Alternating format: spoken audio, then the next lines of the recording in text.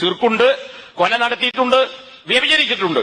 ഈ ആളുകൾ നബിയുടെ അടുക്കൽ ചെന്നിട്ട് പറഞ്ഞു, ഫഅതൗ മുഹമ്മദൻ സല്ലല്ലാഹു അലൈഹി വസല്ലം, നബിയുടെ അടുക്കൽ ഇപ്പറഞ്ഞ 3 ഖുർആൻ പറഞ്ഞ ഗുരുതരമായ തെറ്റെന്ന് പറഞ്ഞ, തൗബ ചെയ്യാതെ പൊറുക്കപ്പെടുകയില്ല എന്ന് പറഞ്ഞ തെറ്റുകൾ ചെയ്ത ആളുകൾ നബിയുടെ അടുക്കൽ ചെന്നിട്ട് പറഞ്ഞു, ഫഖാലു ഇന്നല്ലദീ തഖൂലു വതദഉ ഇലൈഹി ലഹസൻ. മുഹമ്മദേ, നീ ഏതൊരു കാര്യത്തിലേക്കാണോ ക്ഷണിക്കുന്നത്, എന്താണ് നീ പറഞ്ഞുകൊണ്ടിരിക്കുന്നത്, അതൊക്കെ വളരെ നല്ല കാര്യമാണ്. ശിർക്ക് ചെയ്യരുത്, കൊല നടത്തരുത്, വ്യഭിചരിക്കരുത്, അങ്ങനെ എന്തൊക്കെ നീ പറയുന്നുണ്ടോ അതൊക്കെ വളരെ നല്ല കാര്യമാണ്.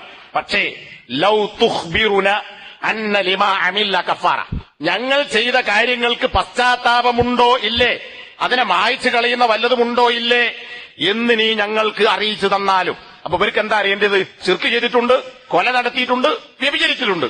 ഇത് 3 ചെയ്ത ആളുകളാണ് ഈ മനുഷ്യന്മാർ. അപ്പൊ അവർക്കൊരു സംശയം, ഇത്രയും വലിയ കൊടും തിന്മ ചെയ്ത ആളുകൾ ഞങ്ങൾ ഇന്ന് മുഹമ്മദ് അടുത്ത് നിന്നിട്ട് മുഹമ്മദെ ഞങ്ങൾ മുസ്ലിങ്ങളായി എന്ന് പറഞ്ഞാൽ ഞങ്ങൾ പണ്ട് ചെയ്തു പോയ ശിർക്കും കൊലയും വ്യഭിചാരവും ഞങ്ങൾക്ക് പുറത്തു കിട്ടുമോ എന്നാണ് ചോദ്യം. നബി സല്ലല്ലാഹു അലൈഹി വസല്ലം മറുപടി, നിങ്ങൾക്ക് പുറത്തുതരില്ല എന്നല്ല, അള്ളാഹുവാണ് മറുപടി പറയുന്നത്. ഫനസല, അപ്പോഴാകുന്നു ഈ ആയത്തിറങ്ങിയത്. ഏത്? ശിർക്ക് ചെയ്തവനും കൊല നടത്തിയവനും വ്യഭിചരിച്ചവനും പശ്ചാത്തപിച്ചാൽ അല്ലാഹു സുബ്ഹാനഹു വ തആല വകാന അല്ലാഹു ഗഫൂറർ റഹീമ, അല്ലാഹു സുബ്ഹാനഹു വ തആല അങ്ങേയറ്റം പാവം പൊറുക്കുന്നവനും കരുണ ചെയ്യുന്നവനുമാകുന്നു എന്ന ആയത്ത് അല്ലാഹു അവതരിപ്പിച്ചു.